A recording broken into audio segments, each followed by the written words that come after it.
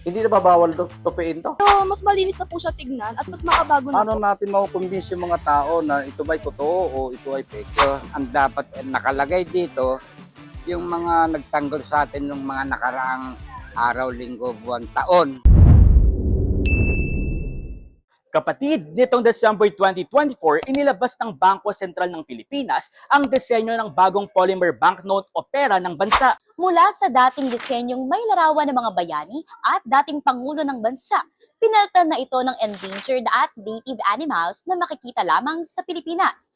Kaya ngayong araw, samahan nyo kaming alamin ang reaksyon at komento ng ating mga kapatid patungkol dito. Kuya, anong masasabi mo ngayon sa bagong pera? Anong reaction mo, komento mo dyan? Ayos siya. Ganda siya hawakan, madulas. Di ba, matibay naman to, no? Hindi, matibay talaga to. So, kasi merong fake na ito saka hindi.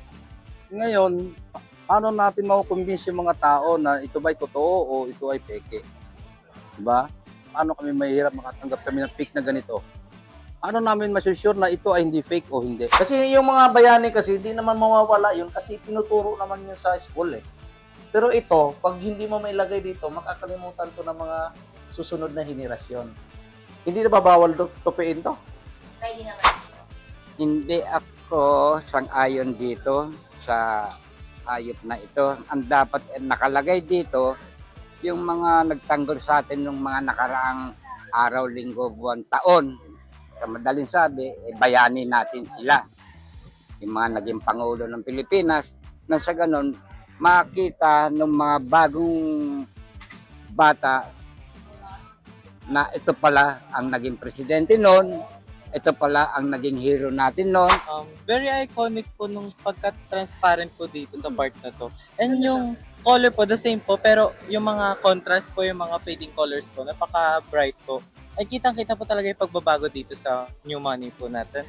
Mas malinis na po siya tignan at mas makabago na po. Tsaka parang mas intriga po siya tignan at parang mas interesting na po.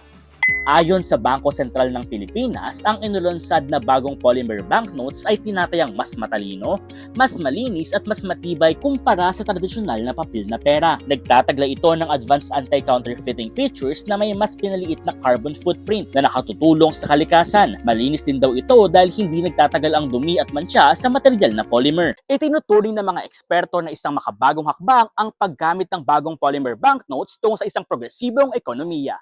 Ikaw kapatid, anong masasabi mo sa bagong pera ng Pilipinas? I-comment mo na yan at para maging updated sa mga local happening, mag-follow at mag-subscribe sa social media pages ng News 5.